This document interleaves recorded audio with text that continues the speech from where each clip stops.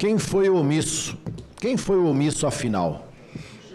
Quem poderia ter evitado, se tivesse agido de maneira eficaz, correta, dentro da competência que tinha à época, e ter evitado que esses roubos continuassem e lesassem tantas pessoas, aposentados no nosso país? Eu não sei quem matou Odete Roitman, mas eu sei e vou afirmar quem foi omisso, poderia ter feito e não fez. Ao final, e vou mostrar inclusive documentos.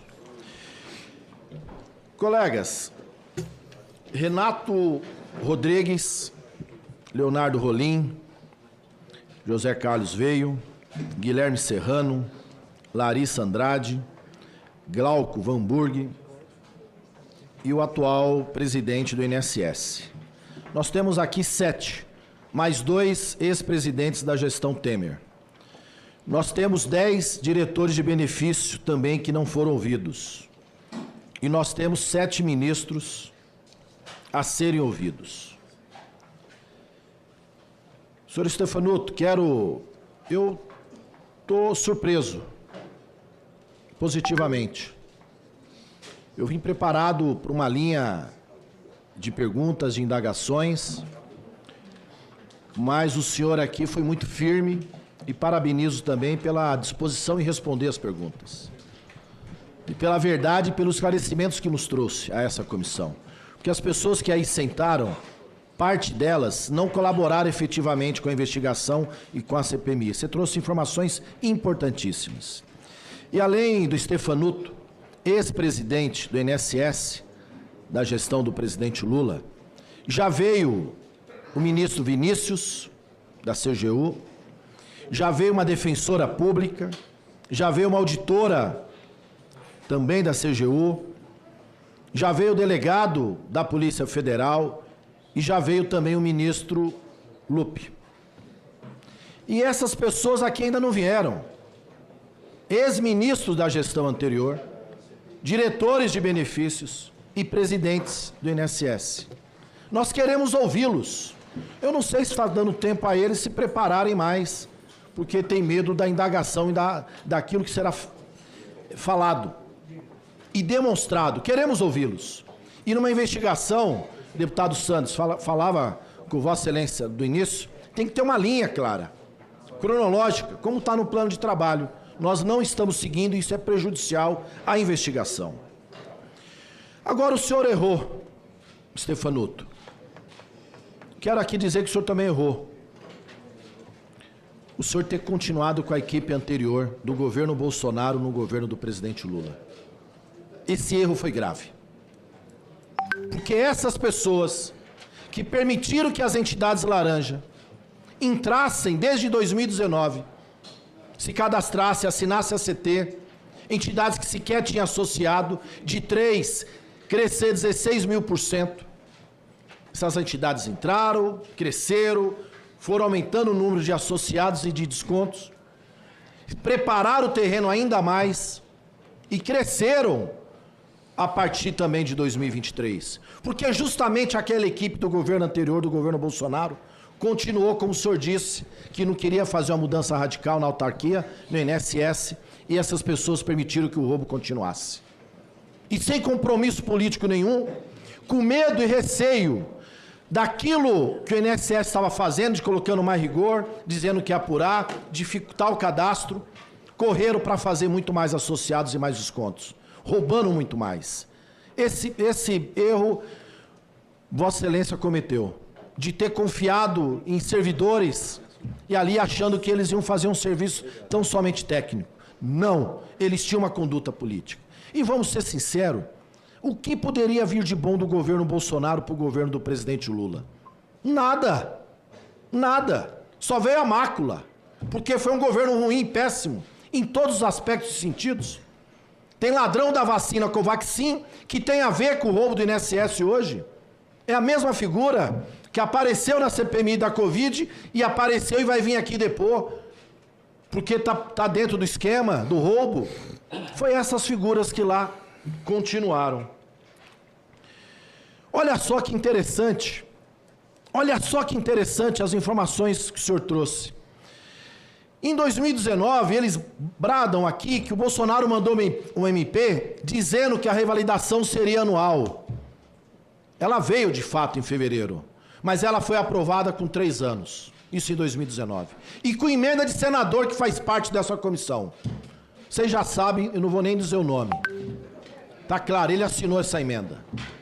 E olha mais, em 2022, esse mesmo grupo que estava lá, que o senhor depois deixou na gestão de 2023, essa turma acabou com a revalidação, zerou.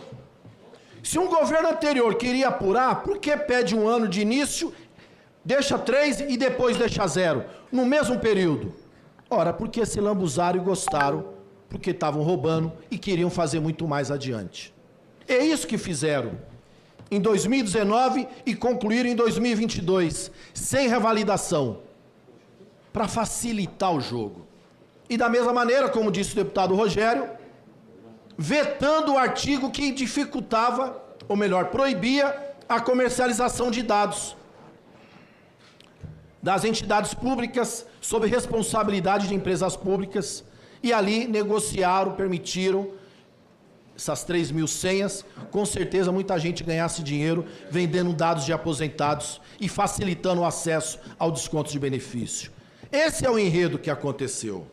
Mas olha só, senhoras e senhores, nós tivemos mais. Aqui disseram, mas os deputados do PT poderiam ter denunciado antes, no governo anterior. Eles mesmos diziam que sabiam. Um senador disse comigo numa entrevista que sabia, que avisou o Bolsonaro e não fez nada. Precisava a gente falar? Ora que não. Tem gente aqui que, além de ter assinado a emenda, e tem outros que fizeram parte da gestão da Previdência. Num papel de ministro, praticamente a função. Ora, o fato de ter sido simplesmente o secretário, como o senhor é o presidente, podemos deduzir que ele sabia? Não sei, vai depender dos documentos, das provas colhidas, vai depender de depoimentos, de um monte de coisa. Nós não podemos afirmar. Mas essa CPI precisa esclarecer, sem dúvida alguma.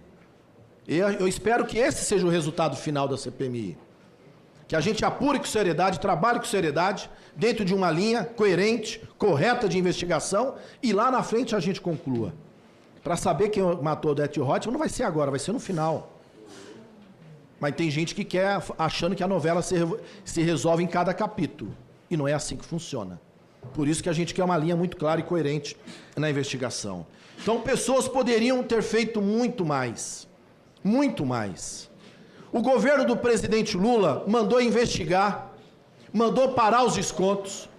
Tem polícia investigando, mandou punir e serão punidos os responsáveis, sejam eles servidores, políticos, presidentes de entidades. Essa turma da juventude que Pimenta falou do luxo, da ostentação, todos que roubaram e lesaram, seja quem for. Porque tem que punir, tem que servir de exemplo. Isso aqui é uma vergonha o que fizeram de fato contra os aposentados e pensionistas. Mas o governo do presidente Lula fez mais. Ele mandou ressarcir essas pessoas. E mais de 60% já foi ressarcida. E pode ainda pedir o ressarcimento, ainda até no meados de novembro. Porque essas pessoas têm que ter o Estado, têm que ter a dignidade de devolver a elas o que essas pessoas roubaram. E eu não tenho dúvida que o governo agiu corretamente e vai concluir 100%, basta as pessoas pedirem. Mas quem foi o omisso? Está aqui, em 2019. Um ofício enviado pelo ex-presidente do PROCON, Fernando Capês, que diz a participação do ex-ministro da Justiça, vou mostrar isso aqui depois na minha página, ex-ministro da Justiça do Bolsonaro de 2019. Quem tiver em dúvida, veja no Google que vai saber quem eu estou dizendo. Veja no Google, que era o ministro de 2019, está aqui, oficiado. Sabia que as entidades, aqui está expresso, descontos indevidos. Presidente, rapidamente, vou ler só um capítulo, só um parágrafo. 2. Servimos do presente para cumprimentá-los e na oportunidade de informar que o diretor executivo da Fundação PROCON, no âmbito de suas atribuições, no dia 30 passado, esteve em reunião no Ministério da Justiça com a participação do ministro Sérgio Moro, do secretário do Consumidor, Luciano Tim, e do presidente do INSS, Renato Vieira, 2019. Durante a reunião, o diretor executivo do PROCON, Fernando Capês, levou a preocupação com os descontos abusivos realizados nos benefícios dos aposentados por associações em parcerias com seguradoras, empresas de serviços e instituições financeiras, vez que desde 2017, ainda no governo Temer, foram registrados mais de 16 mil atendimentos só no PROCON São Paulo, em PROCONs municipais conveniados. Para concluir, presidente, faça as seguintes empresas, aqui tem a relação delas, vou deixar na minha página. Portanto, quem foi o omisso e poderia ter evitado que tudo isso continuasse, foi o ex-ministro da Justiça, dito aqui no documento do PROCON, que participou da reunião, ou seja, o ex-ministro Moro.